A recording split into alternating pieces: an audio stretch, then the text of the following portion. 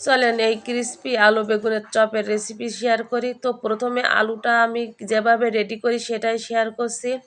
তো এখানে প্রথমে দিয়ে দিয়েছি কাঁচামরিচ কুচি, ধনিয়া পাতা কুচি, পেঁয়াজ বেরেস্তা আর একটা শুকনা মরিচ ক্রাশ করে দিয়ে দিয়েছি আর সামান্য পরিমাণ লবণ। এখন এটা খুব হাত দিয়ে ভালোভাবে মেখে নিয়েছি। আর আলুটা আমি গরম থাকা অবস্থায় ম্যাশ করে রেখে দিয়েছিলাম যাতে দলা দলা না থাকে। আর এখন যে নতুন আলু ওগুলো হচ্ছে সিদ্ধ করার পরে গা থেকে পানি ছেড়ে দেয়।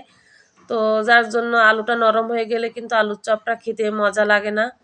তো এরপর এই যে গোল করে এভাবে হাত দিয়ে চাপ দিলে কিন্তু খুব সুন্দর মানে সাইজ চলে আসে আর সব কয়টা একই রকম হয়। তো এরপর বেসন গুলে নিচ্ছি। বেসনটা আমি যতটুক পরিমাণ গুলবো ততটুকুই হচ্ছে নিয়ে নিচ্ছি। এখানে দিয়ে দিয়েছি হাফ চা চামচ বেকিং পাউডার আর দিয়ে দিয়েছি 2 চা চামচ কর্নফ্লাওয়ার। এটা দিয়ে খুব ভালোভাবে মিশিয়ে নিয়েছি। আর এরপর দিয়ে দিচ্ছি শুকনো মরিচের গুঁড়া, লবণ আর দিয়ে দিচ্ছি জিরা বাটা আর রসুন বাটা। এই দুইটা দিলে খুব ভালো লাগে আর আমি এটাই দিই, খুবই ভালো লাগে।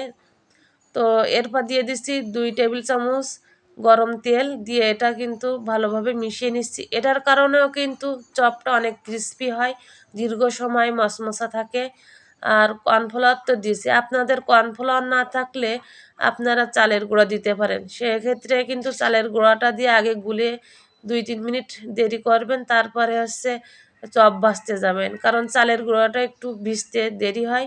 আর দেখুন এই গোলাটা এরকম হবে, সাথে সাথে কিন্তু মিশে যাচ্ছে না গোলাটা উপর থেকে ছেড়ে দিলে। আর এরপর কাঁটা চামচ নিয়ে নিয়েছি। আর আলুর চপ এই যে ভাজার জন্য কাঁটা চামচে করে দিলে আলুর চপের যে শেপ সেটা কিন্তু নষ্ট হয় না, খুব সুন্দরভাবে দেওয়া যায় আর অতিরিক্ত কিন্তু এবড়ো ঠেবড়ো হয় না। তো এভাবে দিলে আমার খুব সুবিধা মনে হয়, তাই আপনাদেরকে একটু দেখালাম, মানে শেয়ার করলাম, বলে দিলাম আর কি। তো এখন এপাশ ওপাশ খুব সুন্দরভাবে ভেজে এই যে গোল্ডেন কালার করে নিয়েছি। আর এটা ওঠানোর পর কিন্তু আরেকটু কালার চলে আসবে।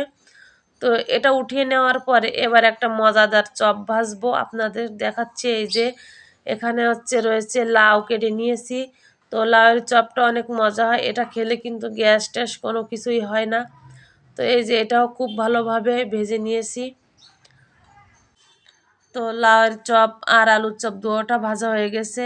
আর এটা কতটা ক্রিস্পি আর মশমশা হয়েছে সেটা তো আপনারা শুরুতে দেখেছেন, আরেকবার দেখুন। এটা কিন্তু অনেকক্ষণ এরকম মশমশা থাকে। তো রেসিপিটা ভালো লাগলে অবশ্যই সবাই লাইক কমেন্ট ফলো দিবেন। সবাইকে আল্লাহ হাফেজ।